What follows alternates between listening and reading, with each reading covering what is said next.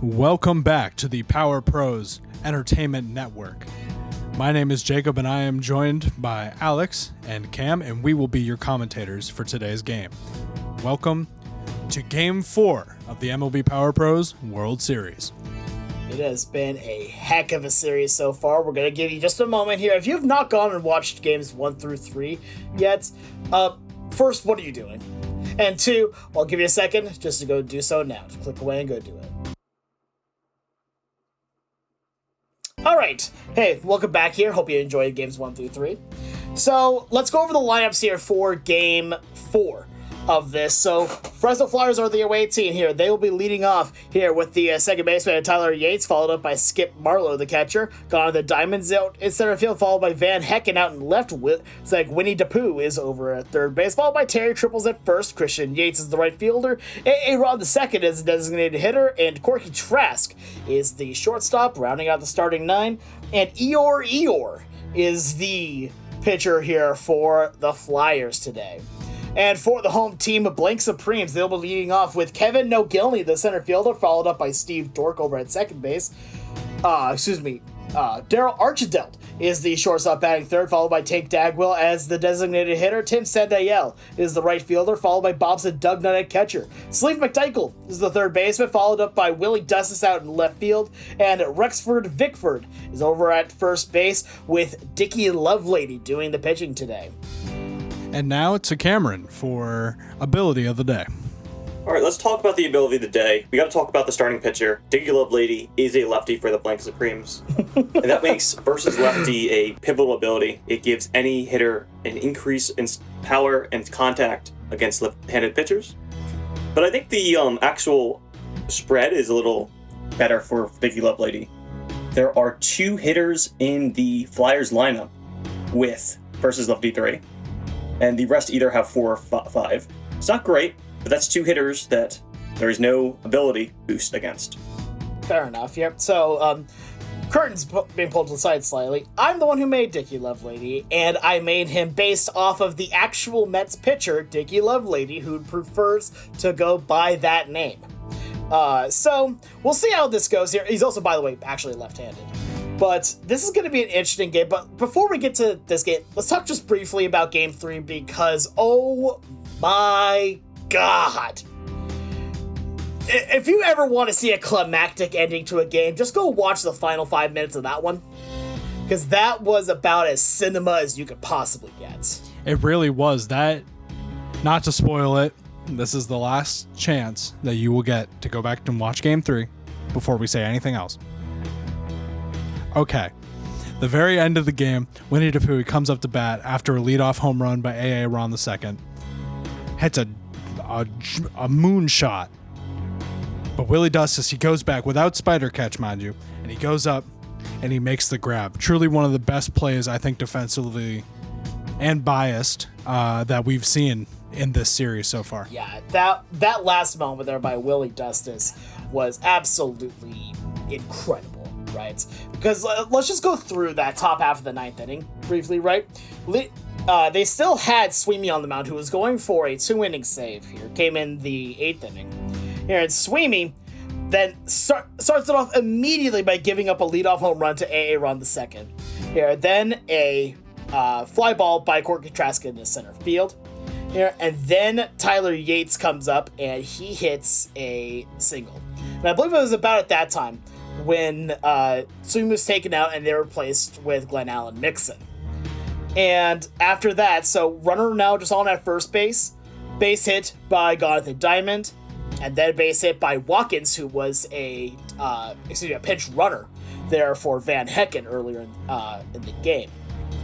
But so now bases loaded here, and Mixon on the board. It was a 2-run game, so a home run here would give the Flyers the lead.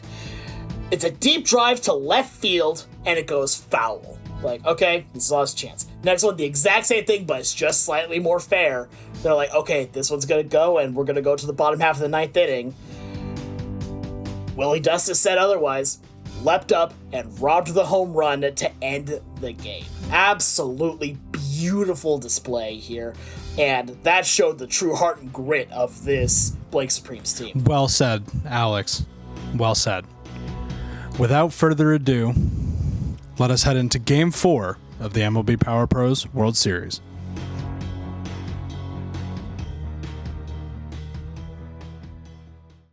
All right, Game 4 of the MLB Power Pros World Series. First pitch on the way from Dickie Lovelady as the drop curve finds its way into the zone for strike one. Next pitch on the way. It's a high drive off the knuckleball into left center field. Willie Dustis is there, and he makes the grab for the first out of the inning, and now that's going to bring up the catcher and Skip Marlowe.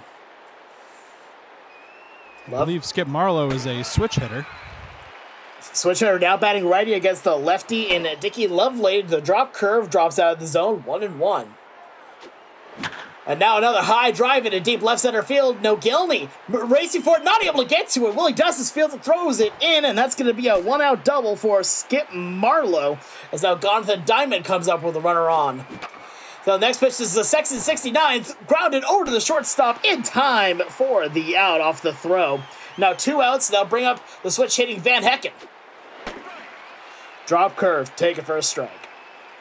We're seeing a lot of contact here off of Dickie Lovelady. So far, they've been able to turn it into outs, but we're really seeing versus lefty come into play here. Absolutely. It's going to be interesting to see. 1-2. The next pitch swung on and missed off the drop curve, and that is the inning. So no runs off of one hit, no errors, and one man left on. We head to the bottom half of the first inning.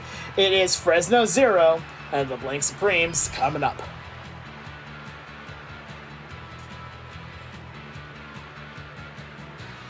Yeah. All right, Kevin O'Gilney ready to lead things off here against Eeyore. Your ear has got a bad condition right now. That's a big boon there for the Blake Supremes. This next pitch swung on and missed here on the created pitch, 0-2. Next on the way, grounded foul off the two-seamer. Keeps the count right where it's at. Now, Gilney's been one of the most consistent producers this entire tournament as it takes next pitch for a ball, 1-2. On the way. Misses again on the depressor. 2-2. Ground balls goes up the middle, taken by Yates. A beautiful grab here, reach off to his right side, and makes the play for the easy 4-3 as that'll bring up Steve Dork. First pitch on the way, and Dork being aggressive fouls it off though. 1-1. Eeyore here with a nice delivery. Next pitch, slow curve fools Dork as the count goes 0-2. The next on the way. Ground ball up the middle, weakly hit, taken by Trask. Off the depressor, he's there and makes the throw to first in time. So 2 groundouts here for Eeyore, as that'll now bring up Daryl Archideld. First pitch on the way, a fastball at 88, misses high, 1-0. And now drive into right, coming in is Yates. He's there and he makes the grab. So 1-2-3 goes Supremes as we head to the second inning of action with no score here at Rainbow Beach Stadium. And that was a huge out there, giving no hot hitter abilities activated. Willie DePoo up now here, lefty as he'll ground out over to Archideld, throws it over to Vickford in time for the out. That'll bring up Terry Triples, the first baseman. Cam, does Dickie Lovelady have versus lefty? Yes, he has versus lefty 4. And he will get Terry Triples to fly out over to left for the second out. More like Terry fly out to left. Oh my gosh. As the next pitch, fastball taken for a strike. 0-1. Next on the way, the drop curve, 1-1. Next is a ground ball right back to the shortstop, Archidell. He is there and making another 1-2-3 inning as we head to the bottom half of the second. No score here at Rainbow Beach Stadium. Dickie Lovelady is really doing a great job of holding them in place where they're at. Exactly. He's done quite well so far. As now Tate Dagwell will come at his first time up today. Takes first pitch for a ball, 1-0. As the slow curve misses high now. Next drive, it's a deep one! Down the left field line, just hooks foul, though. That was almost a mammoth homer. So swings and misses. I thought he was about to open this game right up. I was like, oh, okay. Next on the way, takes the slow curve right down the middle for strike 3. Strikeout looking, as that'll now bring up Tim Sendale. First pitch on the way. Swung on and missed. The slow curve on the outer half. 0-1. This is low. Really is relying on that slow curve. It's been his predominant pitch. Even with the depressor, throws it again. Swung on and missed. 1-2 now. Next delivery on the way. This one's lined into right field. That's going to drop in for a base hit. Fielding it is Yates. He throws it into the other Yates. It's a 1-out single for Sandoval to bring up opposite Dugnut. Got to see that tough out. Picking in. So now with runner on, the next pitch on the way is the depressor finds its way into the zone. 0-1. Swung and missed on the fastball. 0-2 quickly now. Dugnut is behind. Takes the We get Dr. K from ERE here. Oh wait, I'm sorry. Not finding much of the zone. Dr. K. 2-2. Next on the way. Take it for strike 3 on the outer half of the plate. Beautiful pitch, and it's the second strikeout looking of the inning, as that'll now bring up the power-hitting Sleeve McDykel, third baseman. First pitch, slow curve, finds its way to the inner half. Count 0-1. McDykel with that signature stance here. As the maker of Sleeve McDykel, I thought it'd be fun to give him a one-handed batting stance because it's all up his sleeve. As the next pitch, take it from very clever. 2-2. Finds his way now. Full count, 3-2. Runners taking off on the pitch. Driven down left field, and that's going to drop for a base hit. Rounding second, heading for third. Now it's Sandoval throwing to third, not in time. That's a 2-out base hit for Sleeve McDykel. For all my chess heads out there, they've really forked Eeyore here. They've really created a fork. Runners was the star of the last game. And now Willie Dustis grounds it over to the second baseman. That is Yates, who makes the play over to first, and that will end the inning. But no damage done here off of a couple of hits. We head to the third. Still no score. Hey, Ron. He had a home run in the last game. He had, if I remember right, he actually had 2 home runs in the last game. As the next pitch, a ball then followed up with a Sexton 69. 1-1. The next on the way. Gets him on the Sexton 69. 1-2 the count.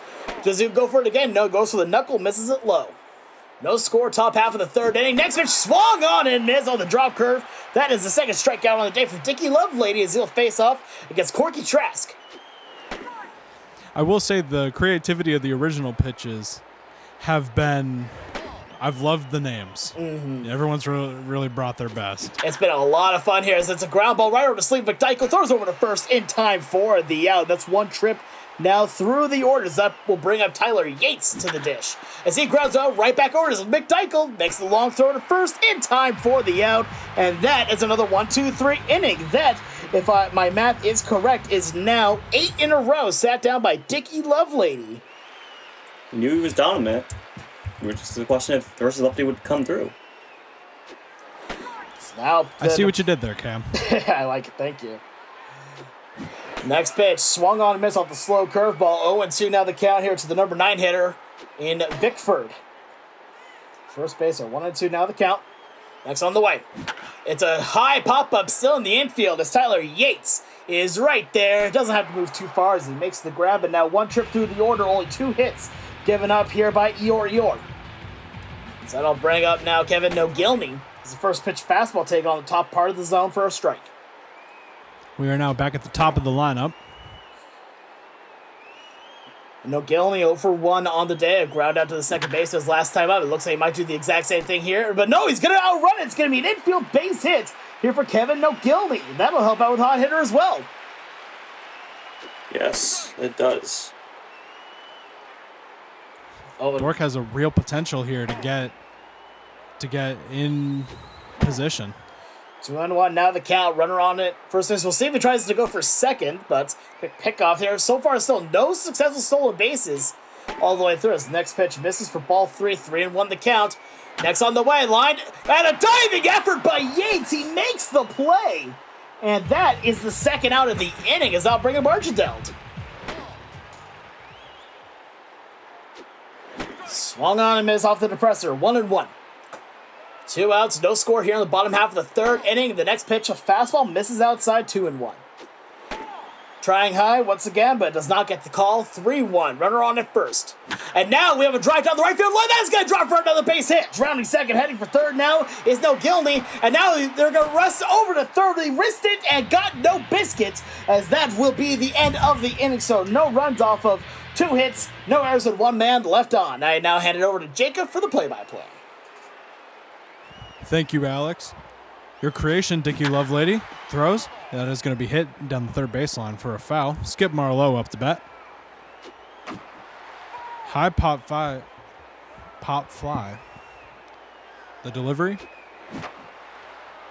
Skip Marlowe just really struggling to channel the energy out into fair play here. Hits a pop-up to Bobson Dugnut, and that retires 1. Jonathan Diamond up to the plate.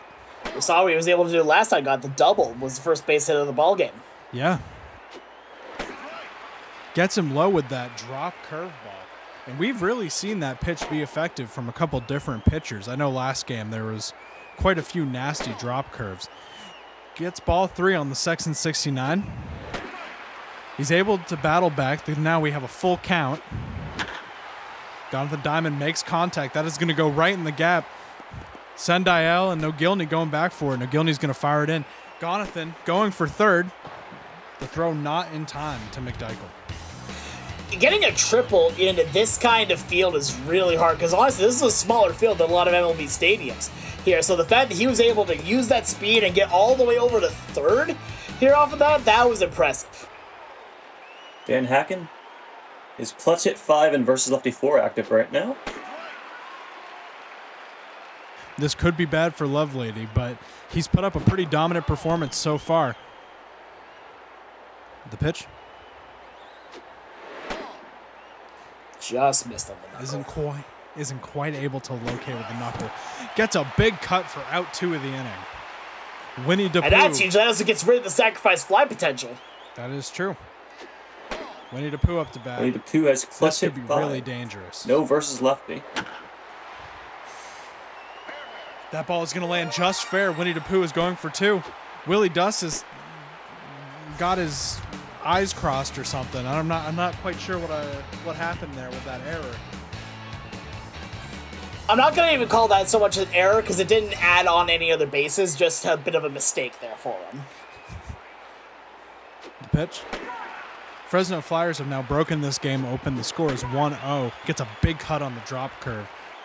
And that's at the end of Lovelady's battler for now. Thank you, Cam. A little bit of a tip-off there. Archideld is going to be there to make the catch. Right now, the score is 1-0 with the Flyers taking an early lead.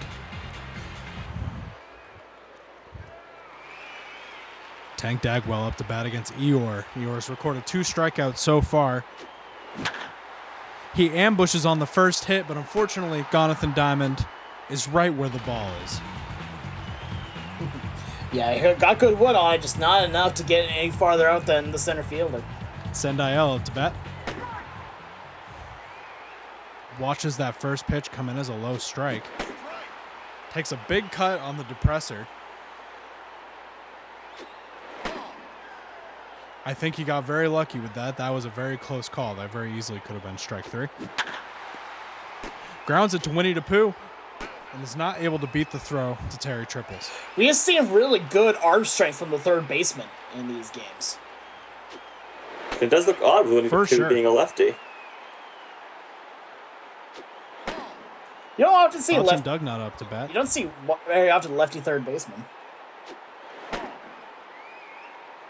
So remember, he said you guys are gonna hate me when he put him a lefty. I wonder who got more. Strike 2. I wonder who got more hate than that, or when I said Dicky Lovelady is a Bobson lefty. Dugnut. He hits it. It's going deep. It hits just right on the fence. He's going to get in there for a double. I got a little excited. The camera looked like a home run. It looked Slick close. McDykel up to bat, the third baseman. The one-handed wonder.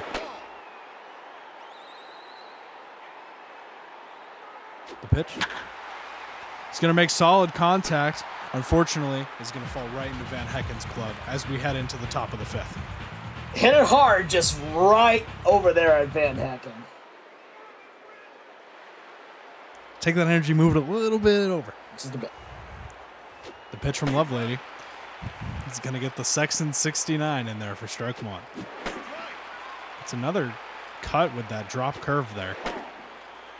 Couldn't quite locate it this time. The count is 1-2. The count is now 2-2. He's firing these pitches in there. Archidel goes for it, but he can't quite get to it. Nogilny fields it for a shallow base hit. Weekly. Aaron the second is up. He struck out on his last plate appearance. Pitch. Definitely a tough out here in Aaron the second. Yeah. The count is 2-0. Count is now 2-1. We have a runner on first. You know, we've seen his explosive potential in previous games, so Dickie Lovelady's really got to be careful with what he throws here. Gets him with a knuckler low. Hits it straight to Dork. Tries to turn it into a double play, but thankfully he didn't take too big of a lead off. Corgi Trask up to bat. High knuckler. Interesting strategy. Yeah, may have just missed that one just a little bit on the grip. Gets a drop curve in there. The count is 0-2. Throws a ball. Trask here has versus lefty 5. So Lovelady's really got to be careful here with versus lefty 5 in play. That is going to be a hit. Willie Dustis will get it and keep it a shallow single. And Yates here has clutch hit 5 and versus lefty 5. I hate to harp on this whole, lefties versus lefty. He's got to be careful. But this is a really bad position to be in as a lefty. Thankfully, he hits a high pop fly up to Willie Dustis, but with what we've seen Tyler Yates produce in this series, you can't guarantee that's going to be a pop fly. Drop curveball down Absolutely. low. But I mean, so far he's doing well, but it's only a matter of time at this point. Gets a big cut on that drop curveball. We're really seeing a lot of mileage with that. Count is 3-1. He gets the full count with the Sexton. He's starting to show a little bit of signs of tired. We saw a runner start to go there, but he gets the strikeout and gets out of the 5th inning. That was a pivotal strikeout there, getting out of the damage there, especially when you had the runners taking off there, being at a full count pitch on 2 outs. Precisely. Willie Dustis up to bat, number 8 in the lineup. The hero of last night's game? Yes. Without a doubt. Regardless Willie Dustis is going to ground to triples. Regardless of who wins this series here, that play by Willie Dustis is going to some sort of Hall of Fame. Vickford now approaches the plate. Takes a big cut. It's going to be a high pop fly. Jonathan Diamond is going to be right there. He does not drop it. He catches it. Kevin Nogilny approaching the dirt. We are now at the top of the line. He takes that first pitch for a strike with the depressor. You know, if there's one thing that I've observed from the Flyers pitching staff, they can last a while. Absolutely. We've seen that a few times now so far. Yeah. Like complete games, 8 innings. It's very telling. I think a lot of times the Blank Supremes are reaching for a reliever around the midway point. But that being said, Jonathan Diamond's up to the plate, and Dickie Lovelady, showing some signs of tired, carries on.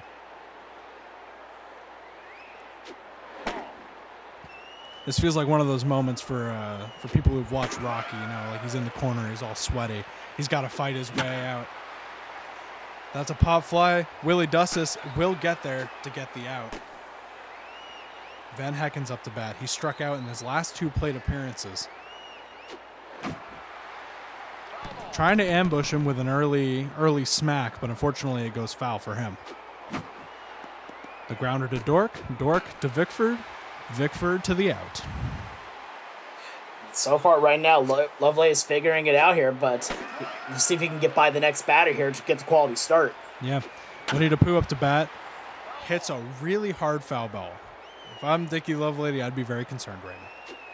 Gets that pitch in there. Another grounder. That's going to get by the shortstop and the second baseman. Nogilny will field it and get it in. And that's going to be it for It's Grewcock time.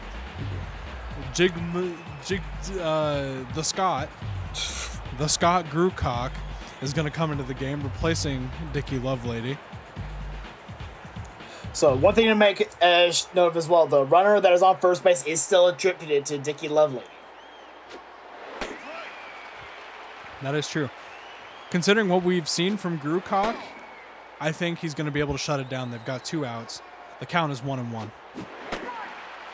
He gets him low. That's really his specialty, is these low Adderalls.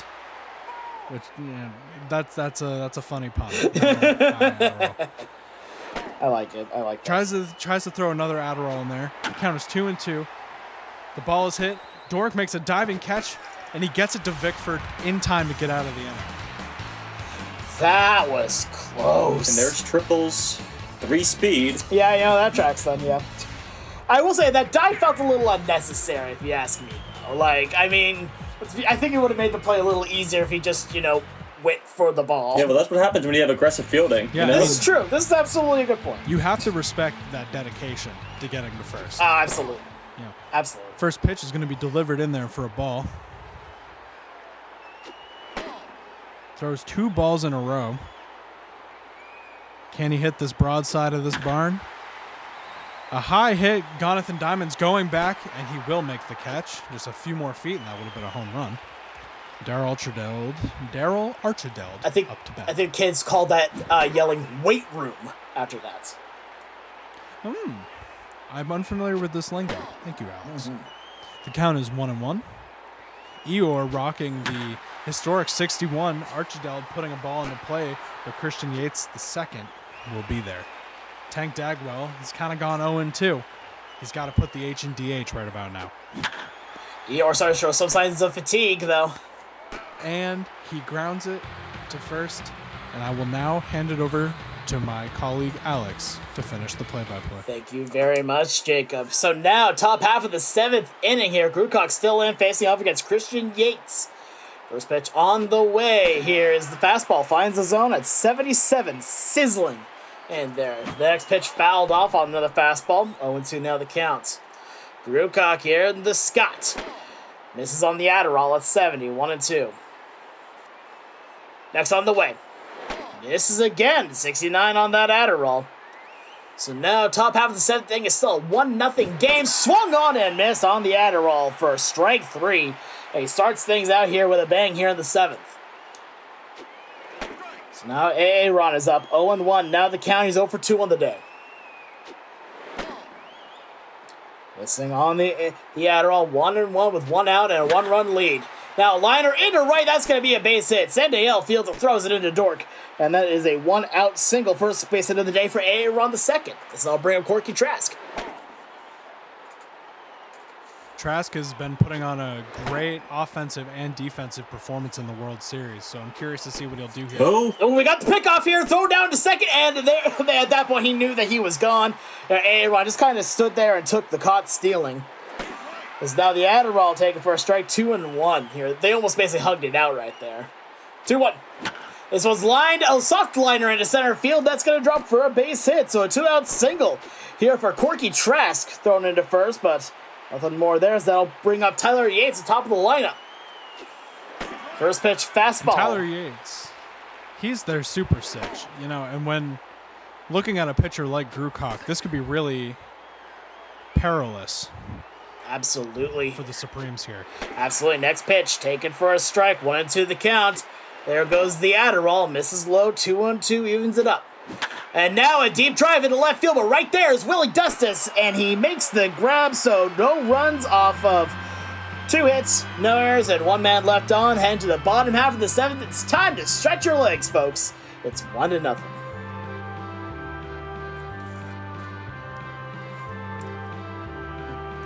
Really impressive performance we've seen from both sides here. I mean, it's 1-0, but it's neck and neck.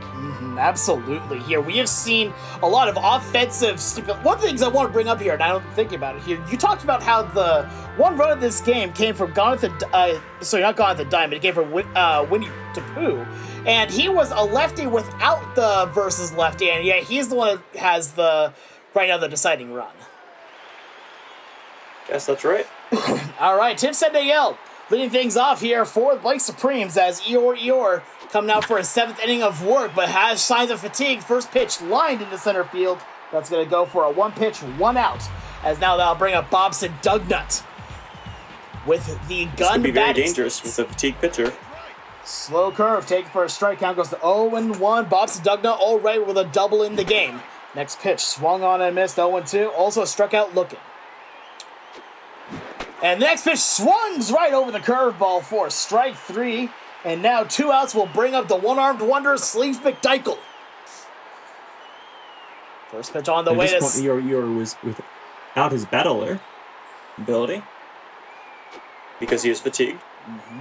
1-1, now the count.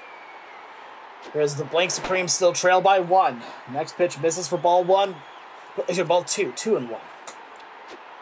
And next pitch, high drive! Deep right center field, and that is gone! Sleeve McDykel will tie this game up at 1-1 here in the bottom half of the 7th inning. That one barely cleared the wall, but it was to dead center field. And this is a brand new ball game, ladies and gentlemen. It's like a game of roulette when you're having those pitchers out fatigued. They're losing their abilities. It looks like Eeyore's coming out for K. Kaida. Kita. Kita coming up here. So the day is officially done now for Eeyore. But it's still a 1-1 ball game. 2 outs here on the bottom half of the 7th inning. As now Willie Dustis will come out to hit. First pitch on the way to Dustis. Gets the Mirage slider there for a strike. The next pitch, drop curve, misses it. So another pitcher that has the drop curve.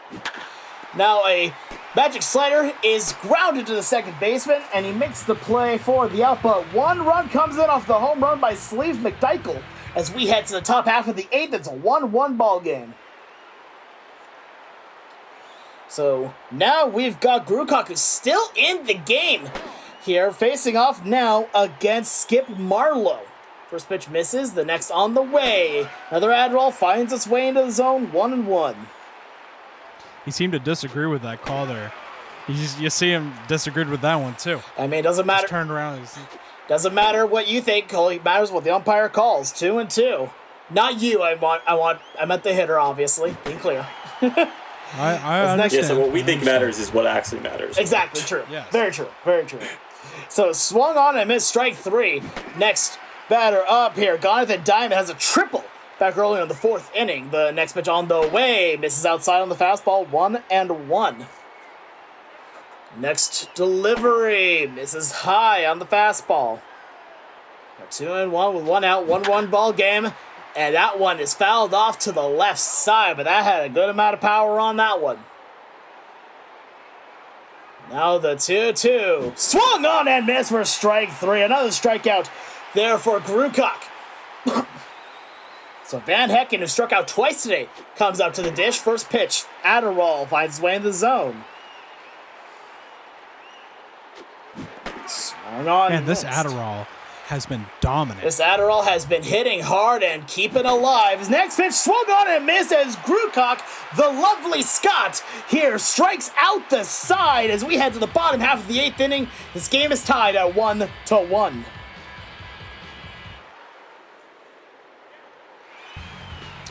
So now we've got Rexford Vickford leading off here as the Supremes will go 9-1-2 in the inning. The Magic slider, or Mirage slider, goes for a strike the first pitch. Next one misses for a ball, 1-1 to count. Vickford 0-for-2 on the day with a couple of flyouts to his credit. 2-1. Misses for ball 3 off the 2-seamer. We'll see if he tries to go with a 3-1 count. Does not, takes it. Count goes full now, 3-2. The next pitch swung on and missed off the drop curve. And that is a strikeout. Her first time that Vickford struck out today, as I'll bring up Kevin Nogilny. First pitch misses for a ball, 1-0. As the slider also misses. One base hit here so far for Nogilny in this game. Count 2-1. Then misses the drop curve, 3-1. And that drop curve will miss low, and that is a walk. One of the first walks we've seen today. As I'll bring up Steve Dork. You might see them more often with Kita's 118 control, so that's E. Not the highest control there. His count now goes to 1-1. 1-1, 1 out, and a score of 1-2-1. Here, ones are wild as the next pitch is fouled off. The side armor's next pitch. Misses inside on the 2-seamer, 2-2. Next cut is a high pop-up, still within the infield as Corky Trask with his heels on the outfield grass makes the catch for the second out of the inning. So that'll bring up now Daryl Archideld as he hits a hard grounder right to the first baseman triples, and he will make the play here. 3 unassisted, so no runs on no hits, no errors, but 1 man left on. We head now to the final frame of action here. Potentially the final frame, we will see, as it is 1-1. But still, right now, Grewcock's had a much better game. Grewcock still in the pitch here as he'll face off against Winnie DePoo. Now fastball 1-1. The lovely Scott working his magic. He has been absolutely lovely today as he's now working in the 9th inning, coming in relief in the top half of the 5th is still going. At this point, his strong finisher is going to be activated, giving him some better crisp over his pitches. His next pitch misses for ball 4, so a leadoff walk here to Winnie DePoo. It will now bring up Terry Triples to the plate. First pitch, a fastball. I mean, I think you could argue that a walk is not the worst thing to happen. Now throw down to second base, solo base tape, and again! Another throw out there by Bobson Dugnut here, and when will these players learn? It almost feels like it's a trial at this point to try and see if you can get a stolen base. Starting to see some fatigue now on Grewcock as the next pitch, a high pop-up, but right there is Kevin Nogilny. And now there's 2 outs, as that'll bring up now Christian Yates, the right fielder. The Adderall misses for ball 1, 1-0 the count. Yates 1 for 3 on the game so far, as now he hits a high pop-up as Bobson Dugnut is there, and he will make the grab, so an unconventional 1-2-3. As we now head to the bottom half of the 9th inning, a chance for a walk-off here for the Blake Supremes. Here, it's 1-1. That walk-off means that that the walk-off hitter could be in play here. Absolutely. Pregame does have walk-off hitter, which gives him extra power and extra contact. Next pitch misses for ball 1, 1-1 the count. 2-1 off. No, that really goes to show the impressiveness of this character design here by Austin, just to give a shout out. I mean, walk-off hitter is not an easy thing to get. It's a deep drive into center field, but right there is gone the diamond, and he will make the play for the first out of the inning. And now that's going to bring up here Tim Sandael. First pitch on the way. Mirage slider that misses for ball 1. Now a ground ball in the infield, but right there is Corky Trask. And makes the throw, makes it look easy. And now that'll bring up Bobson Dugnut. Bobson on the game does have a double and 2 strikeouts.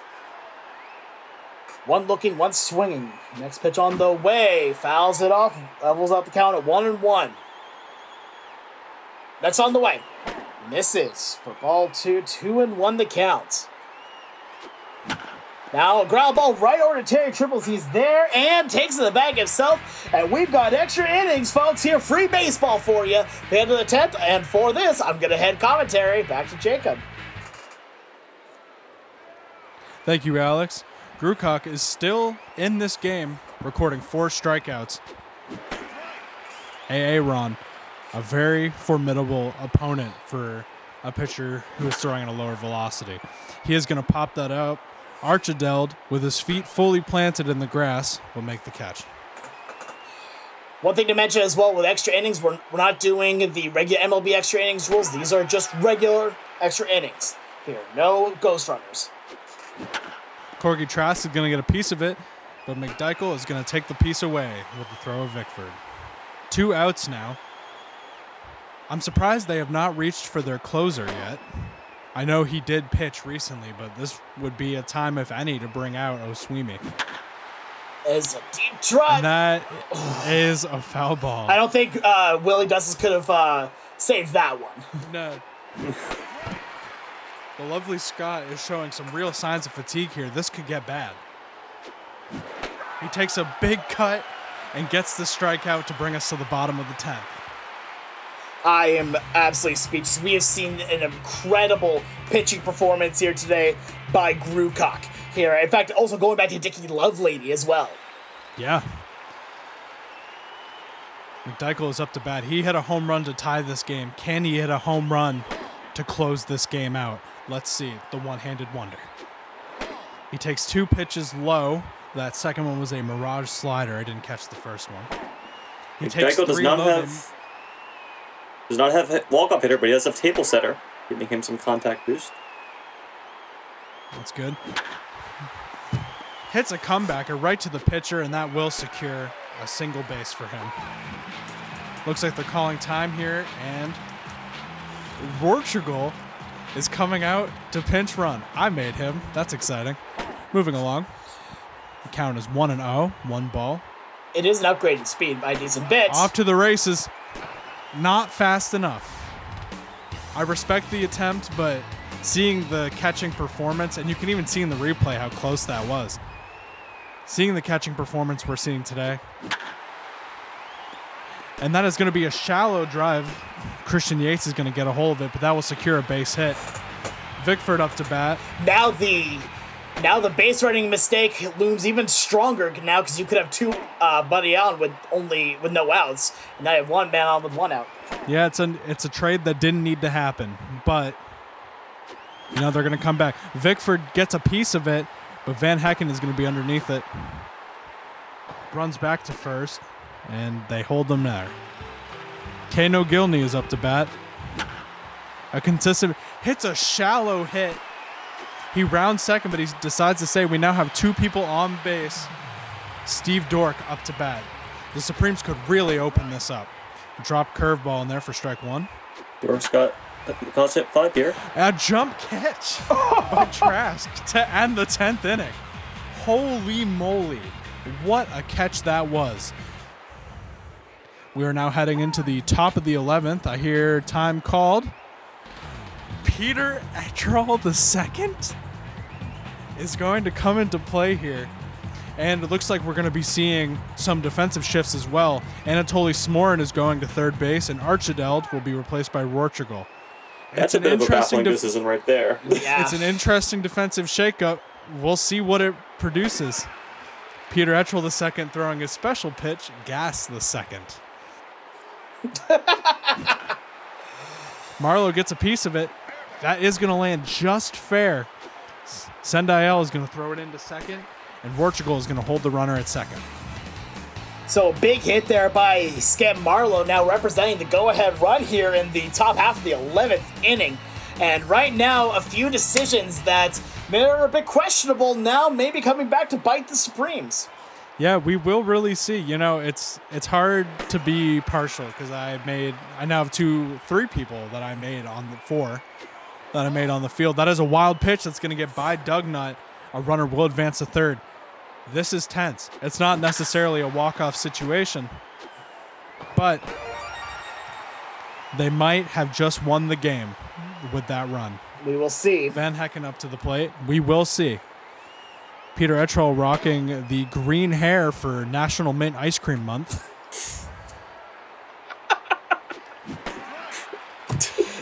Throws a 4-seam fastball in there at 87 miles per hour. This is a guy that does not have a lot of speed and does not have a lot of pitch selection. But similar to what we saw from the lovely Scotty, really makes the best of it. Count is 2-2. This nice slow windup in this really fast back half. Now a full count, 2 pitches in the dirt so far. Let's see what happens.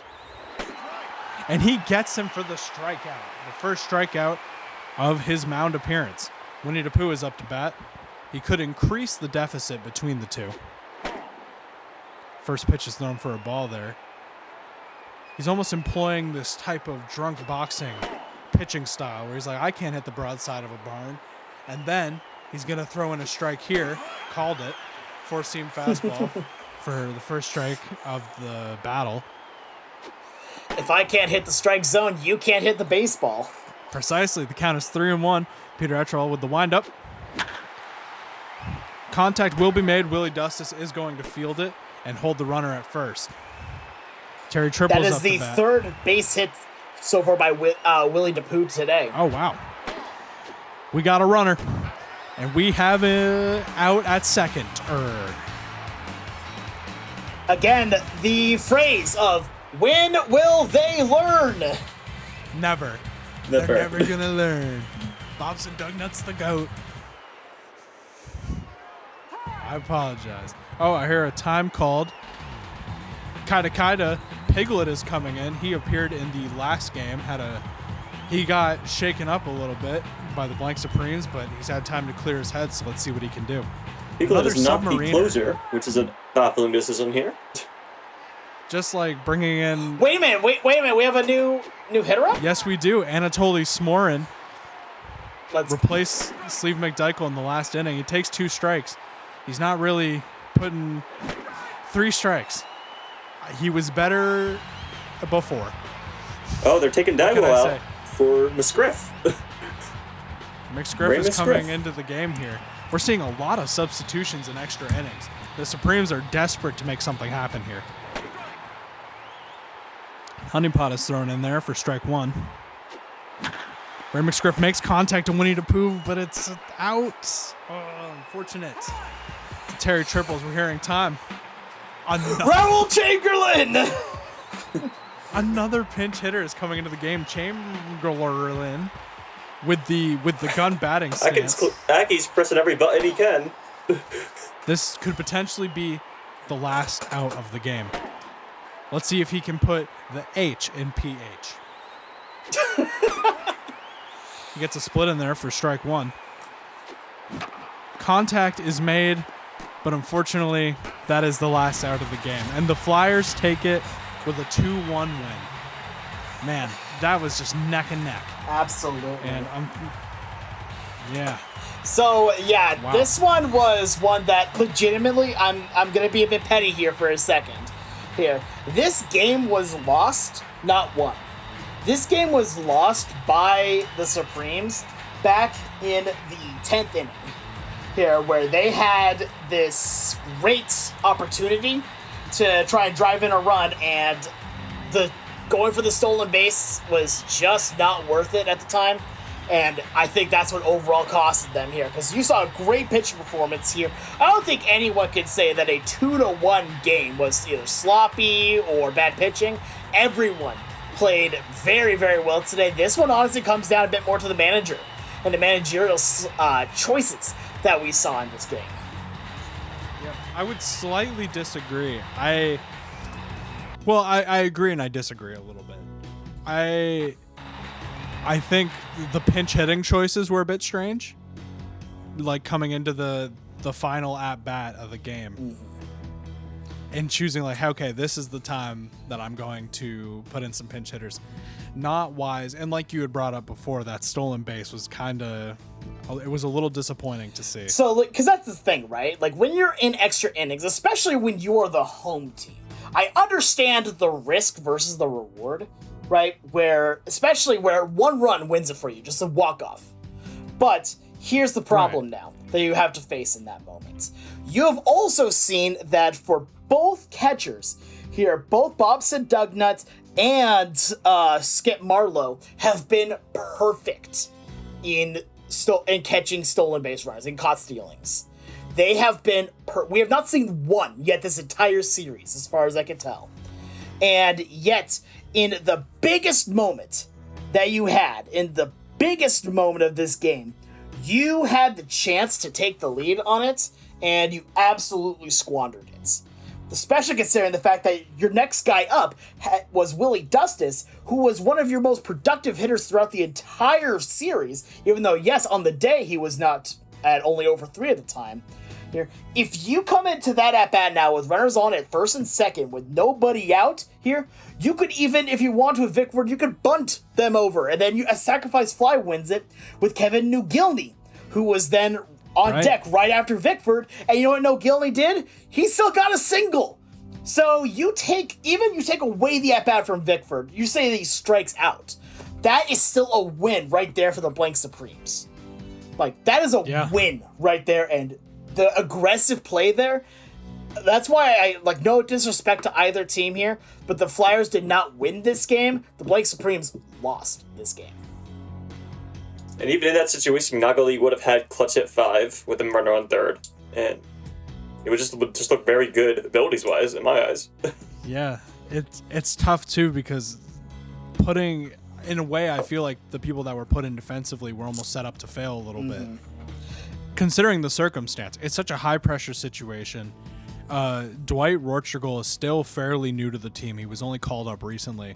So putting a rookie in this position is not ideal. Anatoly Smorin, they didn't really give them time to come into themselves on the ball field. And I think putting them in was partially a mistake, but not a mistake on the players' end. I want to say that's kind of where I want to say another mistake along what exactly kind of piggybacking off of what you're saying here was taking out Archideld here defensively. Yeah. Like, you didn't get better defensively by taking him out, and the next batter up in the next inning, who was it? Oh, it was supposed to be Archideld. Now it's Smorin, and no disrespect to Smorin here, but he's not Super Sitch. That is true. I believe he was based off of Gil. Yeah, taking Archideld out, very strange. And even, Rortschagel is not better defensively than Archideld. I mean, it's Super Sitch. He's not supposed to be. Yeah, he's supposed to be your go-to guy, your star, your guy that wins the game for you in that moment. And instead, he was taken out to just because. I can even understand, pinch running for Sleeve McDykel in the 10th inning.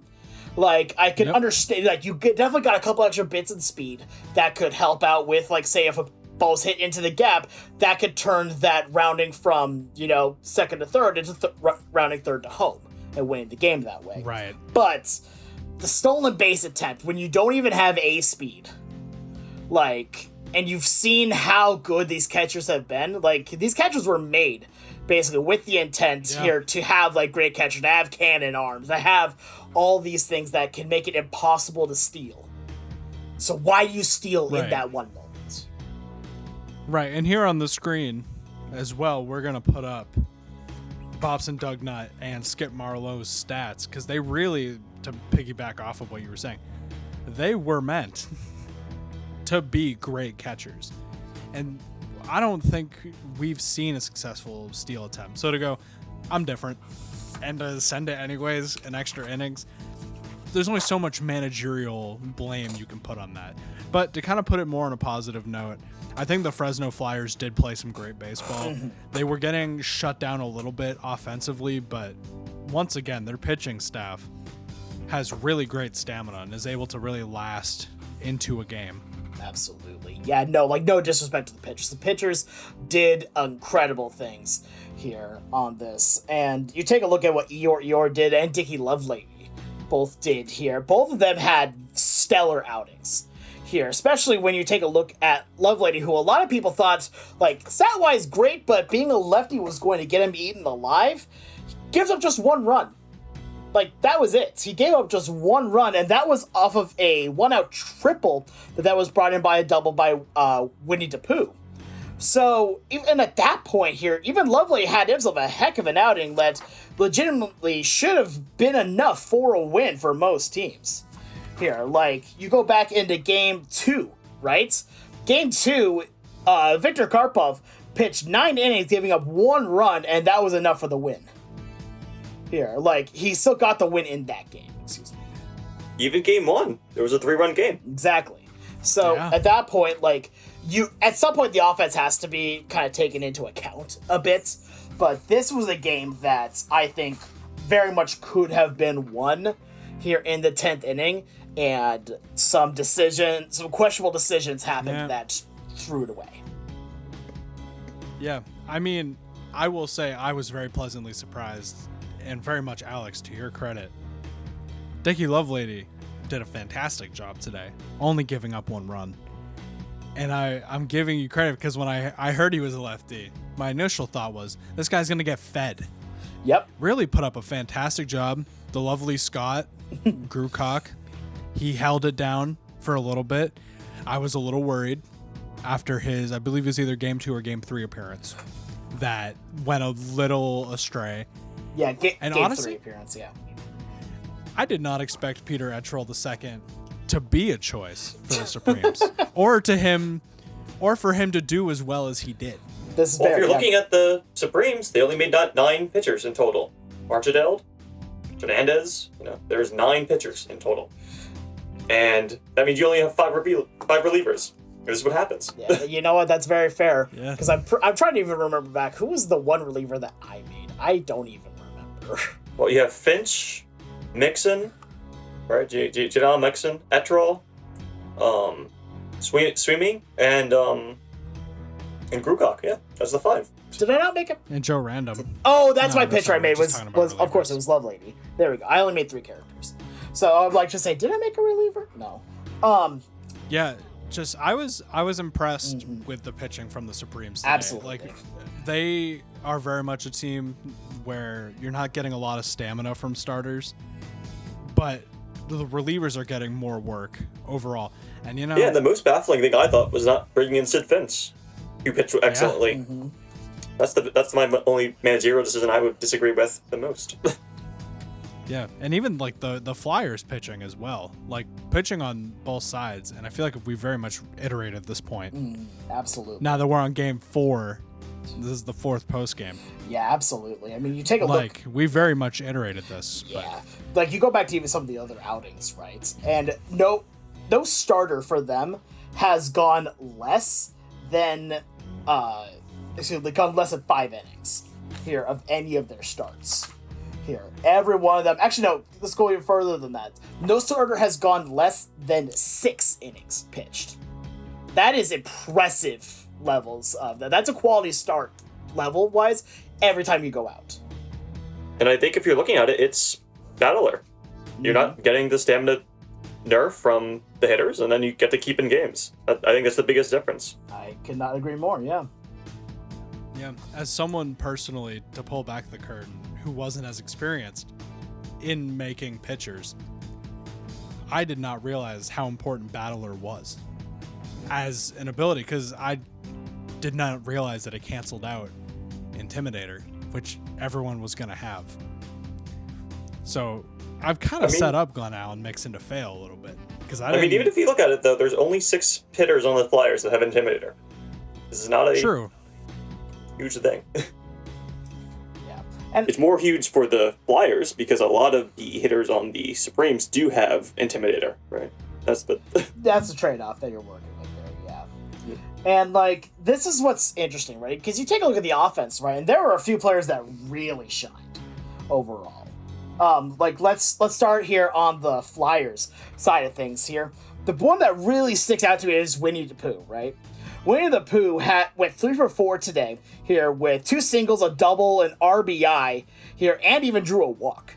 So, as well as playing solid defense here as a lefty third baseman, mind you, here still played solid. He was one of only 4 of the Flyers that had a multi-hit game here. Corky Trask trying in with a couple of singles as well here. Tyler Yates had excuse me, I think I miswrote something. I definitely did. Yes, I absolutely did.